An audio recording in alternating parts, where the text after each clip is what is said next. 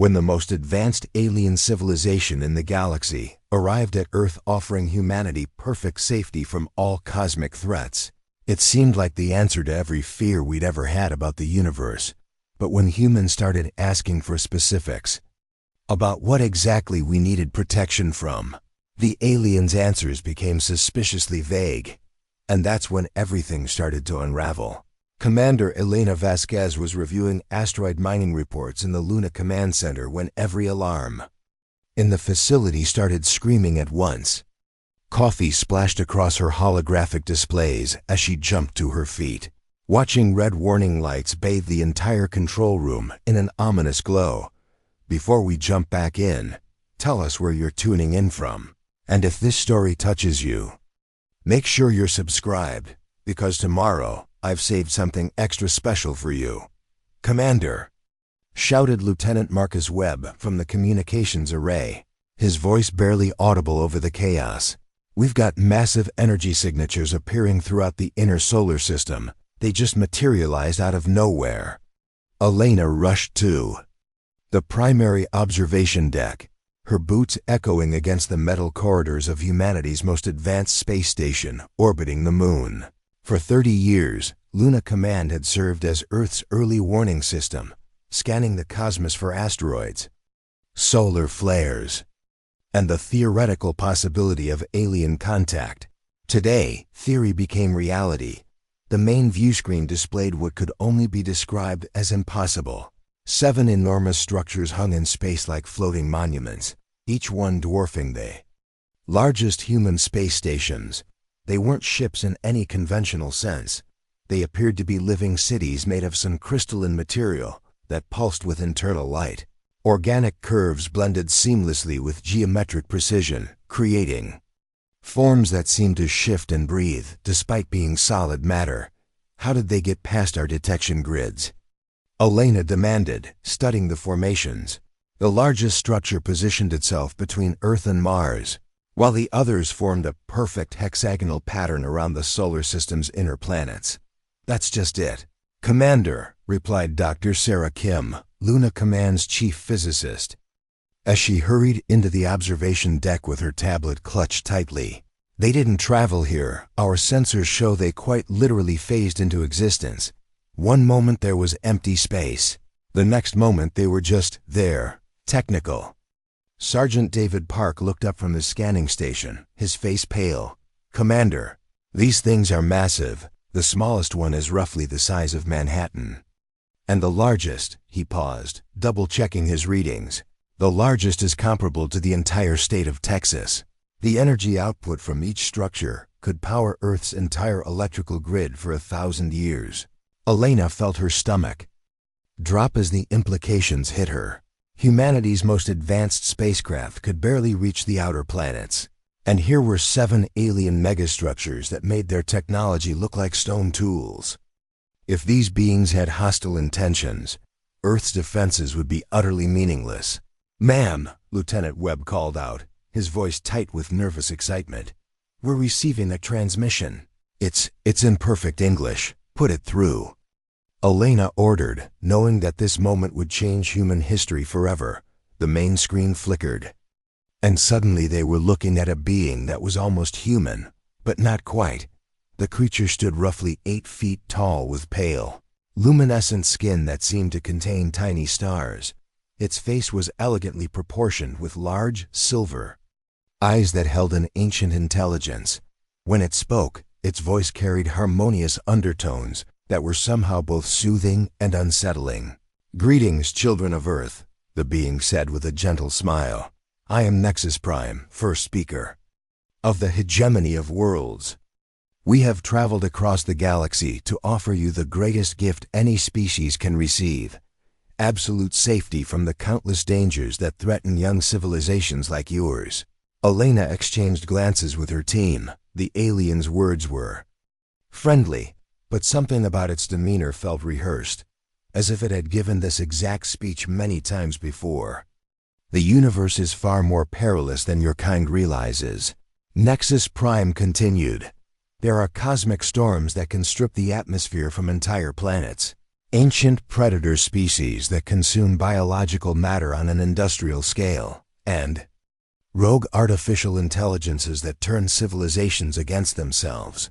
Without protection, 97% of emerging species like humanity face extinction within their first 1,000 years of space travel. Dr. Kim leaned forward, her scientific curiosity overriding her fear.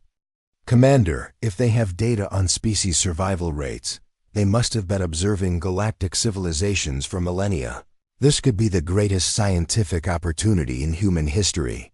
Elena nodded slowly, but something nagged at her. The alien's presentation felt too polished, too perfect. In her 20 years of military service, she'd learned to be suspicious of anyone offering solutions that seemed too good to be true. "We offer Earth membership in our Protected Worlds Initiative," Nexus Prime announced. "Under our guidance, humanity will never again face the terror of cosmic annihilation. Your species will flourish under our care, free from the anxiety of unknown threats lurking in the darkness between stars." The transmission ended, leaving Luna Command in stunned silence. Elena stared at the massive alien structures, her mind racing through the implications. First, contact with an advanced alien civilization had always been humanity's greatest dream and greatest fear. Now it was reality, and the aliens were offering everything humans had ever wanted: safety, protection, and freedom from cosmic dangers. But as Elena watched the alien megastructures pulse with their mysterious energy, one question echoed in her mind. If the universe was truly as dangerous as they claimed, why had humanity survived this long without their protection? Within hours of first contact, Nexus Prime requested a formal meeting with Earth's leadership. The alien's crystalline structure descended through Earth's atmosphere like a falling star, landing gracefully in the Nevada desert where hastily assembled world leaders waited with a mixture of awe and terror.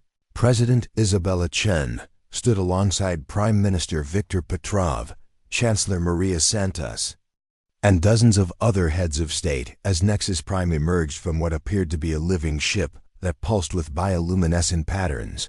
"Leaders of Earth," Nexus Prime began, its voice carrying that same hypnotic harmony, "I bring tidings of great fortune. Your species has caught the attention of the hegemony at a most critical juncture in your development." The alien gestured, and holographic displays materialized in the air around them, showing stunning images of distant worlds, some thriving, with impossible cities reaching into the clouds, others reduced to barren wastelands of twisted metal and ash. These worlds represent the two paths available to emerging civilizations, Nexus Prime explained. Those under hegemony protection flourish beyond imagination. Those who refuse our guidance. The hologram shifted to show planets consumed by swirling darkness and mechanical horrors, face the inevitable consequences of cosmic naivety. Dr. Amanda Ross, Earth's leading Zeta biologist, stepped forward nervously. "What exactly are these threats you're protecting species from?" Nexus Prime's silver eyes seemed to shimmer with ancient sadness. "The galaxy teems with horrors your kind cannot yet comprehend. The void stalkers, entities of pure entropy that drain the life force from entire star systems. The synthetic plague self-replicating machines that convert organic matter into computational matrices. The psychic storms, waves of mental energy that drive civilizations to madness and self-destruction." President Chun felt a chill run down her spine. The threat sounded terrifyingly real, and the aliens' detailed descriptions carried the weight of first-hand experience. "But surely," interjected Chancellor Santos, "some species must be capable of defending themselves." "Sadly, no," Nexus Prime replied, its voice carrying what seemed like genuine regret. "In our 12 million years of galactic observation, we have documented the extinction of over 40,000 civilizations, only those who accept hegemony protection survived their first millennium of cosmic exposure." The assembled leaders exchanged worried glances. The statistics were overwhelming, the evidence seemingly irrefutable. What would this protection entail? Asked Prime Minister Petrov, his diplomatic training helping him maintain composure despite his racing heart. The process is beautifully simple. Nexus Prime smiled, and the holographic displays shifted to show idyllic scenes of peaceful alien worlds. We establish preservation domes around your major population centers, impenetrable barriers that shield your people from cosmic threats. We provide advanced technology to enhance your quality of life. We share our vast knowledge to accelerate your cultural and scientific development. The images showed cities under shimmering energy fields, with beings that looked content and healthy living in what appeared to be perfect harmony. Your people would never again fear cosmic catastrophe. The alien continued. No more anxiety about asteroid impacts, gamma-ray bursts, or predatory species. Complete safety guaranteed for as long as your civilization exists. Defense Secretary Robert Kim leaned forward. And what would humanity need to provide in exchange for this protection? Very little, Nexus Prime replied smoothly. Simply follow our guidance on matters of galactic importance. Allow our hegemony representatives to establish coordination centers in your major cities. Trust in our wisdom, accumulated over millions of years of successful protection protocols. The offer seemed almost too generous. Advanced technology, perfect safety, and guidance from a civilization that had apparently mastered the galaxy all, in exchange for what sounded like minimal cooperation. How long would this protection last? President Chun asked. As long as necessary, Nexus Prime answered. Some species require our guidance for only a few thousand years. Others benefit from our protection much longer. We remain committed to each civilization until they achieve full cosmic readiness. Dr. Ross raised her hand again. Could we see documentation of species that have graduated from your protection program? For the first time, Nexus Prime's perfect composure seemed to falter slightly. The process of achieving cosmic readiness is complex. Most species find that continued protection serves their best interests indefinitely. But surely some have graduated? Chancellor Santos pressed. The universe is dangerous, Nexus Prime replied, its voice taking on a subtle edge. Species that attempt independence too early often discover why protection was necessary. We do not recommend premature graduation. President Chun noticed that the alien had deflected the question rather than answering it directly. But the weight of the moment, first contact with an advanced alien civilization offering humanity's salvation, made it difficult to focus on such details. You have 48 hours to consider our offer, Nexus Prime announced. But I must stress the urgency of your situation. Our long-range sensors detect concerning anomalies in this sector. Cosmic threats are converging on your region of space. Without protection, Earth may face extinction-level events within the next solar year. The alien's ship lifted silently into the sky, leaving Earth's leaders staring at the stars with new understanding of how small and vulnerable their world truly was. But in the back of President Chun's mind, one troubling thought persisted. If these cosmic threats were so immediate and dangerous, why had Earth survived billions of years without protection? The emergency session convened 12 hours after Nexus Prime's departure. In a secure bunker beneath the Swiss Alps, Earth's finest minds gathered around a circular table that had never hosted a more consequential discussion.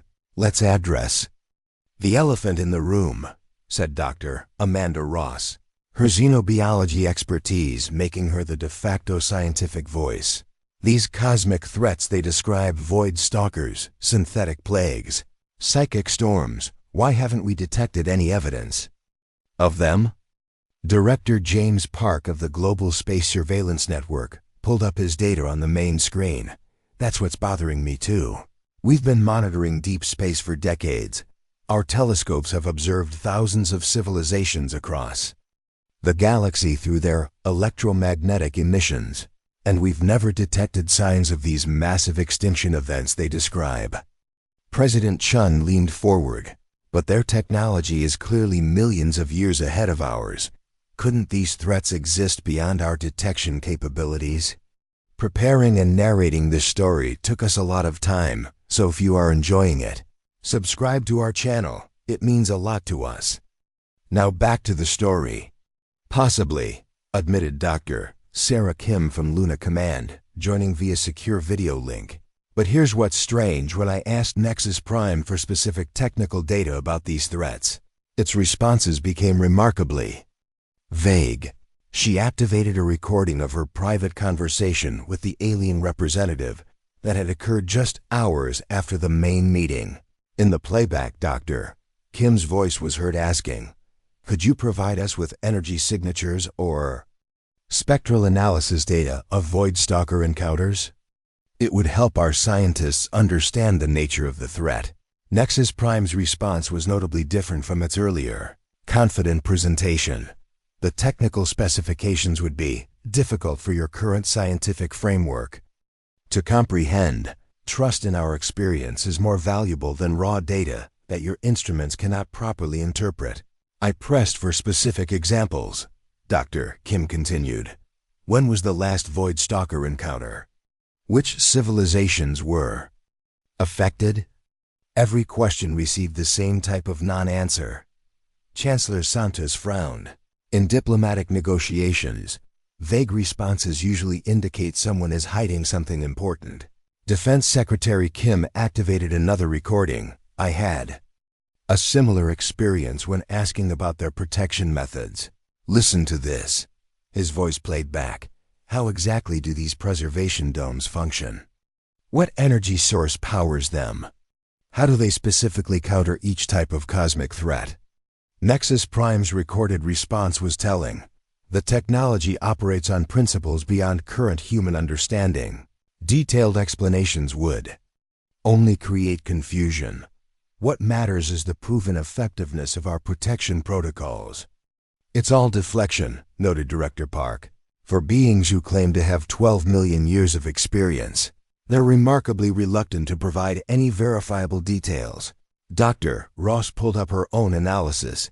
I've been studying the holographic footage they showed us of protected worlds. Something's odd about those images. The room watched as she highlighted specific elements in the alien recordings.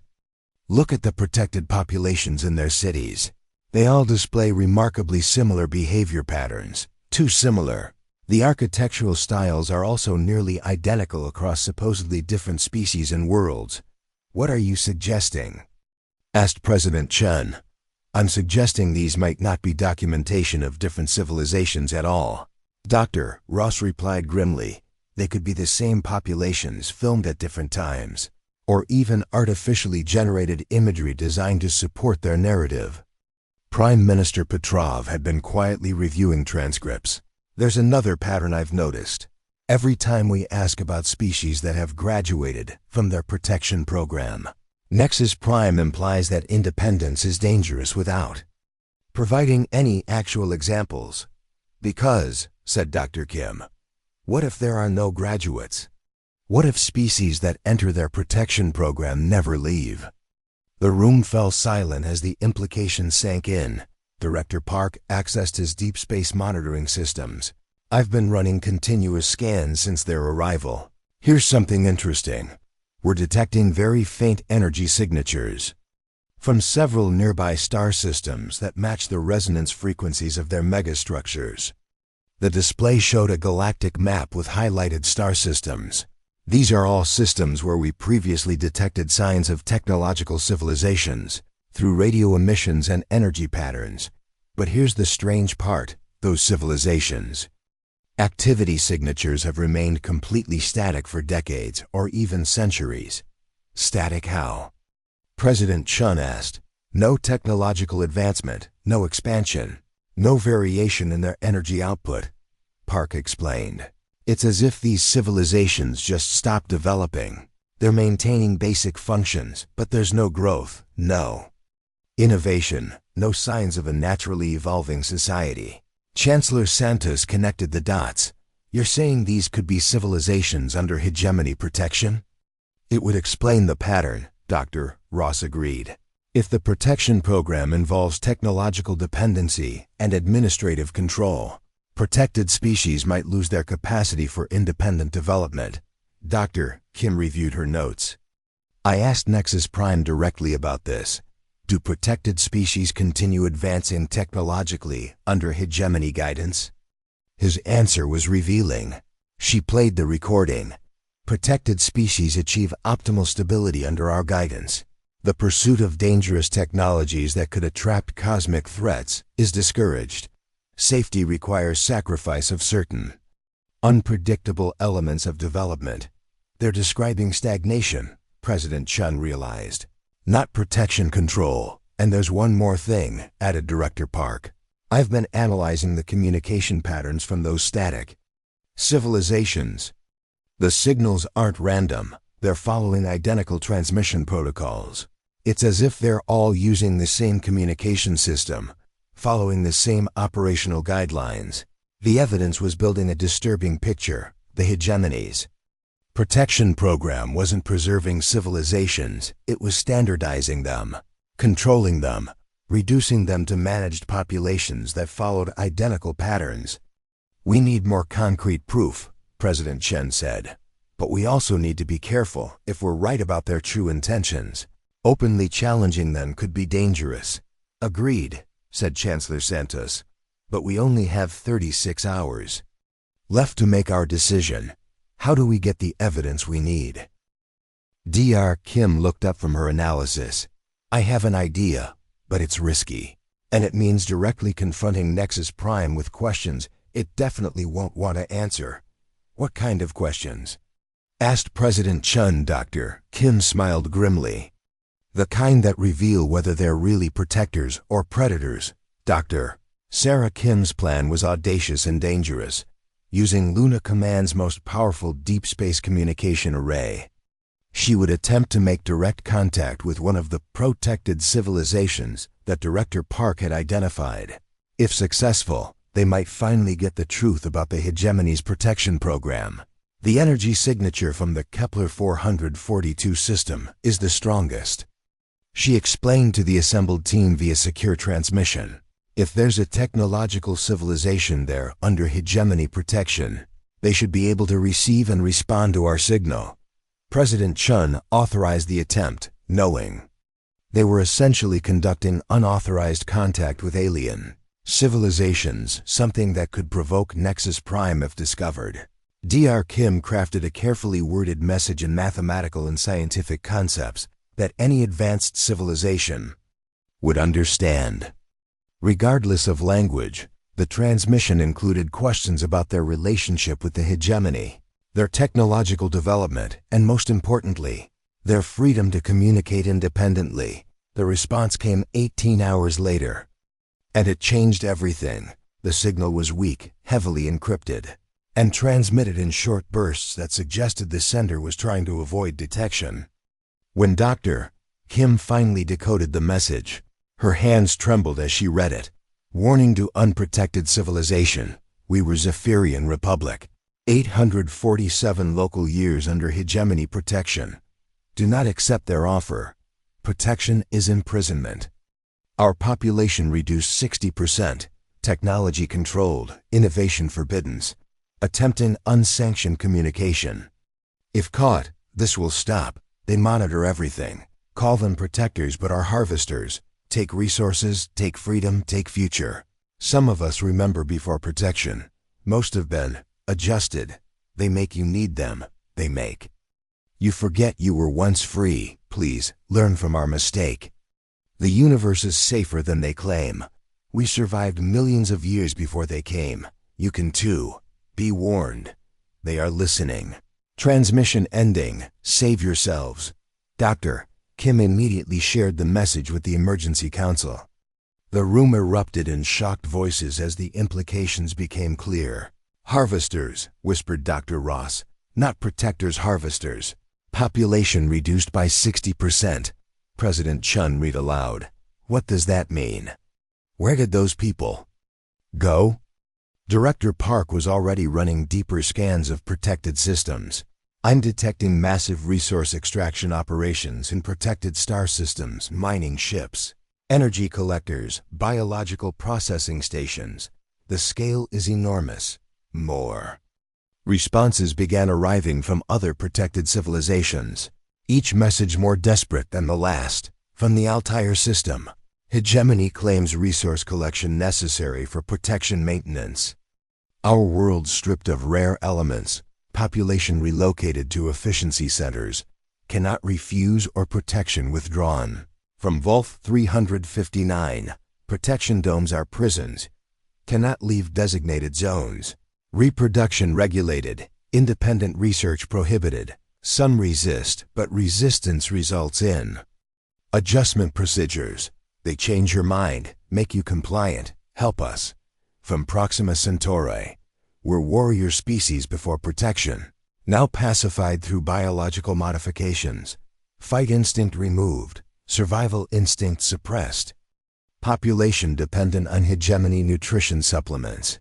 Cannot survive without them now. This was planned. The pattern was becoming horrifyingly clear. The hegemony didn't protect civilizations, they farmed them. They created dependency, extracted resources, controlled populations, and when necessary, modified the beings themselves to ensure compliance. My God, breathed Chancellor Santos. It's a galaxy-wide livestock operation. They're raising entire civilizations like cattle, Doctor. Kim received one final transmission that made her blood run cold. Emergency warning from Vega system. Hegemony ships detected near your star system. They know we are communicating with you. Transmission abilities being shut down now. They come for us. Soon they will offer final ultimatum to Earth. Accept protection or face manufactured crisis. Crisis will be real but created by them. Make it look like cosmic threat, but as hegemony punishment for resistance. Last free species who refused protection faced mysterious stellar catastrophes. Planet-killing asteroids, artificial plagues, all designed to prove protection necessary. Universe is not as dangerous as they claim. They are the danger. Teach your people to resist. Freedom is worth. The transmission cut off abruptly.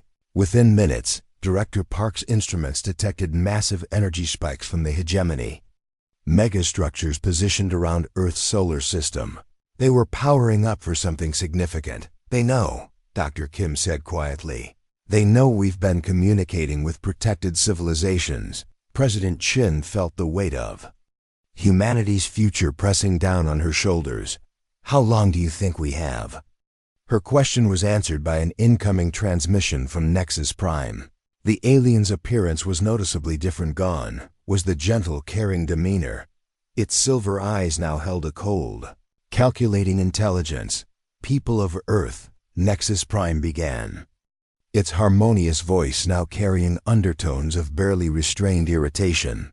We have detected unauthorized communications between your world and protected civilizations. This behavior demonstrates exactly why young species require guidance.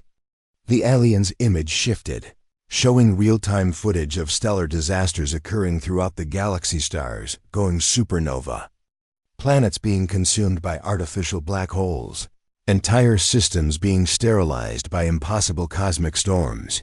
These are the consequences of rejecting protection, Nexus Prime continued. Civilizations that refuse our guidance inevitably attract the attention of cosmic predators. The disasters you are witnessing are happening right now to species who thought they could survive independently. But Dr. Kim had been analyzing the footage in real time. Those aren't natural disasters, she announced to the council. The energy signatures match hegemony technology. They're causing these catastrophes themselves. Nexus Prime's transmission continued. Due to Earth's concerning behavior, cosmic threats are now converging on your system ahead of schedule. We detect void stalker incursions forming near your outer planets without immediate protection. Your world will face annihilation within 72 hours. The transmission ended. But not before Nexus Prime's expression revealed something that chilled everyone watching. Satisfaction. The alien was enjoying this. Director Park's sensors immediately began detecting massive energy buildups at the edge of the solar system, exactly where Nexus Prime claimed the threats were appearing. It's all manufactured, President Chen realized. The cosmic threats, the disasters, the urgency, they create the problems they claim to solve. Which means, added Dr. Ross. That if we refuse their protection, they'll demonstrate why we need it by attacking us themselves. The horrible truth was now undeniable. The hegemony was the greatest threat in the galaxy. Masquerading as its greatest protector, they created the very dangers they offered to shield civilizations from, then harvested those civilizations for centuries while claiming to keep them safe. Earth faced an impossible choice: accept slavery disguised as protection, or resist and face the manufactured consequences of that resistance. But as President Chun looked around the room at humanity's finest leaders and scientists, she saw something in their eyes that gave her hope, the same stubborn determination that had carried humanity through every challenge in its history. "Gather everyone," she said quietly. "It's time to tell our species the truth. And then it's time to show the galaxy what happens when you try to cage the human spirit."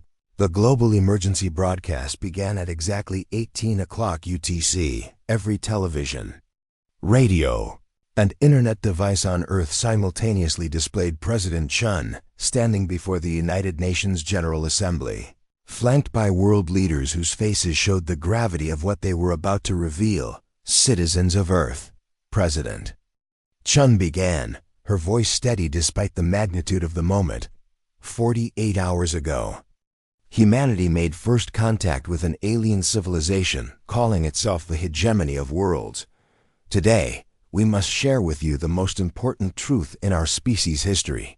The broadcast showed the evidence they had gathered, the desperate messages from protected civilizations, the analysis of hegemony extraction operations, the proof that cosmic threats were artificially manufactured. The hegemony has offered us protection from cosmic dangers, President Chun continued, but we have discovered that they are not protectors. They are predators. They create the very threats they offer to defend against, then harvest civilizations for centuries while keeping them trapped in comfortable prisons. Around the world, 8 billion people watched in stunned silence as their leaders explained humanity's impossible situation. In approximately 60 hours, the hegemony will demonstrate why we need their protection by attacking us with weapons designed to mimic natural disasters. They will make it appear that cosmic threats have found Earth, hoping to terrify us into accepting their enslavement. Chancellor Santos stepped forward. "We face a choice that will define humanity's future. We can accept their protection and become another managed population, losing our freedom but gaining the illusion of safety. Or we can refuse, knowing that our rejection will bring immediate and devastating retaliation." The broadcast shifted to show humanity's pathetically small space fleet, fewer than 100 ships, most designed for exploration rather than combat, facing 7 megastructures that could destroy planets. "Our military analysis is brutally honest," said Defense Secretary Kim. "In a conventional battle, humanity would be annihilated within hours. The hegemony's technology is millions of years ahead of ours. Their weapons could vaporize our cities. Their ships could shatter our moon. Their power sources could destabilize our sun." President Chun returned to the podium. "But we have spent these past hours consulting with every leader, every scientist, every philosopher and historian on our world, and we have reached a unanimous conclusion." She paused, looking directly into the cameras that would carry her words to every human being alive. "Humanity chooses freedom." The declaration echoed across the globe as 8 billion people absorbed what their leaders had decided on their behalf. "We choose the right to make our own mistakes rather than live under someone else's control. We choose the danger of independence over the safety of slavery. We choose to face the unknown as free beings rather than exist as managed livestock." Prime Minister Petrov stepped forward. "This decision was not made lightly. We know the cost. We know that many of us may not survive what comes next, but we also know that survival without freedom is not truly living." "Every nation on Earth has agreed," added Chancellor Santos.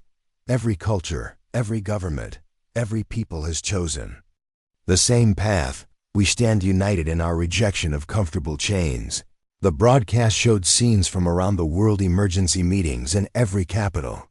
Military forces mobilizing, scientists and engineers working frantically to analyze. Captured hegemony technology. Ordinary citizens preparing for the unthinkable. We ask every human being to understand what we face. President Chun continued. The hegemony will attack us with overwhelming force. They will try to break our will by demonstrating our helplessness. They will offer us multiple chances to surrender and accept protection. She looked directly into the camera, her voice carrying the weight of 8 billion lives. We will not surrender. We will not accept protection. We will not trade our humanity for their safety. Dr. Sarah Kim appeared on screen from Luna Command. In the next 60 hours, every human installation in space will become a weapons platform. Every ship will become a fighter. Every satellite will become a missile. We're not trying to win a fair fight. We're trying to make them pay for every inch of space they take. We're sharing all our defensive plans publicly, added Director Park. Not because we're confident of victory, but because we want the galaxy to see how a free species dies. We want other civilizations to know that resistance is possible, even when it seems hopeless. The broadcast showed humanity's frantic preparations, orbital defense platforms being armed with nuclear weapons, asteroid mining ships being converted to bombers, even the International Space Station being equipped with improvised weapons systems to the protected civilizations we spoke with. President Chun addressed the stars directly.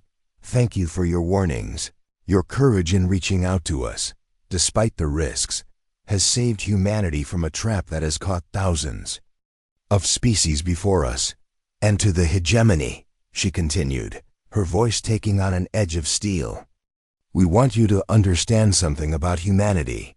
We are the species that survived ice ages, plagues, wars, and countless natural disasters.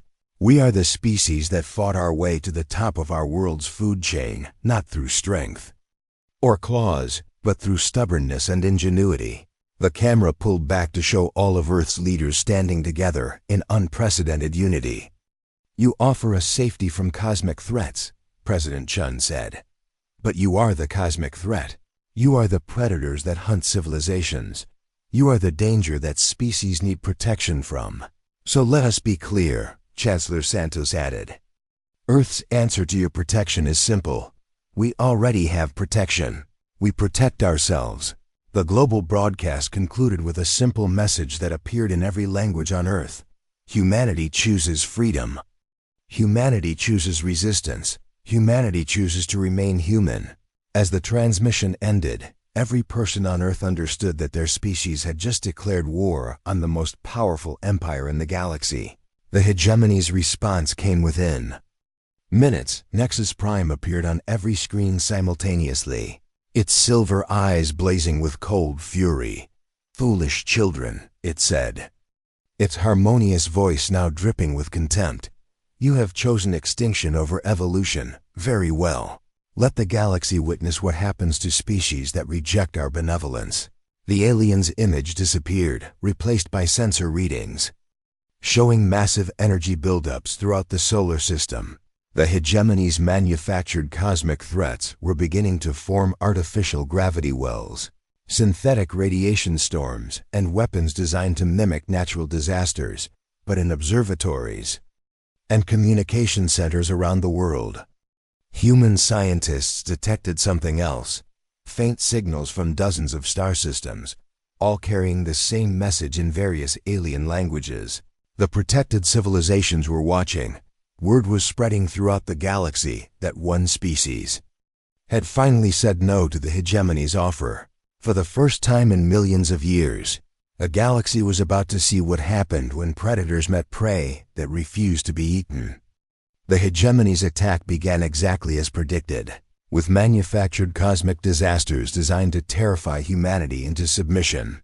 Artificial gravity wells appeared near Jupiter, threatening to tear the gas giant apart. Synthetic radiation storms erupted throughout the asteroid belt, creating the illusion of natural catastrophe on an unprecedented scale. But Commander Elena Vasquez, now leading humanity's improvised space defense force, had prepared for this moment, All units, remember. The plan. She broadcast from Luna Command as alarms wailed throughout the solar system. They expect us to panic and beg for protection. Instead, we're going to show them what human ingenuity looks like when backed into a corner. The first surprise came when the artificial gravity wells began destabilizing. Dr. Sarah Kim had spent 60 hours analyzing hegemony technology, discovering that their power systems relied on quantum resonance, patterns that could be disrupted by precisely timed electromagnetic pulses. Direct hit on the Jupiter anomaly, reported Captain Lisa Wong from the converted mining ship Prometheus. Their gravity weapon is collapsing. The hegemony's crystalline megastructures immediately moved to protect their remaining weapons. But this played directly into humanity's strategy. Earth's defenders weren't trying to fight fair. They were using every dirty trick they could devise. Converted cargo ships emerged from behind asteroids where they had been hiding, launching swarms of nuclear-tipped missiles that moved in chaotic, unpredictable patterns. The hegemony's targeting systems, designed to combat conventionally organized military forces, struggled to track hundreds of independently maneuvering projectiles. Their computers can't handle randomness, Elena observed. As hegemony energy beams miss their targets repeatedly, they've been fighting the same way for millions of years. They don't know how to adapt. The real breakthrough came when civilian scientist Dr. Marcus Webb, working from a research station near Mars, made a startling discovery about hegemony biology. Commander, I've been analyzing the energy patterns from their ships, he transmitted urgently. These aren't just machines, they're partially biological. The crystalline structures are living tissue, and they're all connected through quantum entanglement. What does that mean for us? Elena asked. It means they share information instantaneously across their entire fleet. Webb explained, but it also means they share vulnerabilities. If we can introduce a disruptive signal into one ship, it will spread to all of them. Working with captured hegemony technology, Earth's engineers developed a quantum virus, a self-replicating information pattern designed to overload the aliens' shared consciousness network. When the virus was transmitted to the nearest hegemony megastructure, the results were immediate and devastating. The crystalline ships began pulsing erratically as their biological components fought against the invasive code. Nexus Prime's image appeared on emergency broadcasts, but instead of its usual composed demeanor, the alien leader seemed disoriented and angry. Impossible, it snarled, its harmonious voice now discordant and harsh. Young species cannot comprehend our technology, much less subvert it. Apparently we can. Elena replied through open communication channels. Here's something else. You didn't expect we learn fast, we adapt faster, and we absolutely refuse to quit. But the most shocking development came from beyond Earth's solar system. Dr. Kim's communication arrays began receiving transmissions from dozens of star systems. The protected civilizations were rising in rebellion. Commander, Dr. Kim reported, her voice filled with excitement. We're getting reports from across the galaxy. The Zephyrian Republic has seized control of their hegemony coordination center. The Altair colonies have destroyed their preservation domes. Species that have been enslaved for centuries are breaking free. The quantum virus had done more than damage the hegemony fleet attacking Earth. It had been transmitted through their entangled communication network to every protected world in the galaxy. For the first time in millions of years, enslaved civilizations could think clearly, free from the subtle mental conditioning that had kept them compliant. Nexus Prime's composure finally cracked completely. You have doomed the galaxy. It screamed as its megastructures began retreating from Earth. Without hegemony guidance, species destroy themselves. Chaos will consume everything. Maybe, Elena replied calmly, but it'll be our chaos to make, and you know what? I think we'll figure it out. The hegemony fleet fled Earth's solar system, but not before Dr. Park's sensors detected something remarkable: energy signatures indicating that hegemony ships throughout the galaxy were being attacked by the very species they claimed to protect. In the months that followed, Earth became the unlikely capital of a new galactic alliance. Species that had forgotten their own histories began sharing knowledge and technology, forming partnerships based on mutual respect rather than domination. The former Zephyrian Republic sent engineers to help Earth develop advanced spacecraft. The liberated Altair colonies shared their expertise in energy production. Dozens of civilizations that had survived millennia under hegemony control were finally free to innovate, explore, and grow. "The irony is beautiful," Dr. Ross observed. During a meeting of the new Galactic Freedom Alliance, the hegemony claimed the universe was too dangerous for young species to survive independently. But the only real danger was the hegemony itself. Commander Elena Vasquez, now serving as Earth's ambassador to the Alliance, looked out at the stars from her office on Luna Command. The galaxy was indeed dangerous. There were real cosmic threats, natural disasters, and challenges that required cooperation to overcome. But there was also beauty, wonder, and the infinite possibility that came with freedom. President Chun's final address to humanity summed up what they had learned. The hegemony offered us safety from the unknown dangers of the galaxy. But they forgot something important about humanity. We've never been afraid of the unknown. We explore it, we conquer it, we make it our home. They promised us safety from cosmic threats. She continued, "What they didn't understand is that the greatest threat to any species isn't from outside. It's the willingness to trade freedom for comfort, independence for security, and the right to choose for the promise of protection." A year later, as Elena watched ships from 100 different worlds working together to build new exploration vessels, she reflected on the question that had started it all. The hegemony had offered humanity safety from cosmic dangers, and humans had asked the simple question, from what exactly? The answer had changed everything. The real danger wasn't mysterious cosmic threats. It was the predators who used fear to control entire civilizations. The universe was indeed full of challenges, but it was also full of species capable of facing those challenges together, as equals rather than livestock. The hegemony still existed somewhere in the galaxy's outer regions. Weakened but not destroyed. Occasionally, their ships would approach young civilizations with the same old offer of protection. But now those species had access to the Galactic Freedom Alliance's warning networks, and they knew to ask the right questions. Most importantly, they knew that the scariest answer to protection from what was often protection from us. As Elena prepared for humanity's first independent deep space exploration mission, she smiled at the memory of Nexus Prime's final transmission to Earth. "You will learn why protection was necessary. Maybe we will," she had replied, "but we'll learn it as free beings making our own choices. And that makes all the difference." The galaxy was vast, dangerous, and full of unknowns. But for the first time in millions of years, it was also full of species who were free to face those unknowns together, united not by fear of cosmic threats, but by the shared courage to remain free. And when the next young civilization received an offer of protection from mysterious galactic dangers, they would know to ask the most important question in the universe: from what exactly? Because sometimes, the thing offering to protect you is exactly what you need protection from. Up next, you've got 2 more standout stories right on your screen. If this one hit the mark, you won't want to pass these up. Just click and check them out.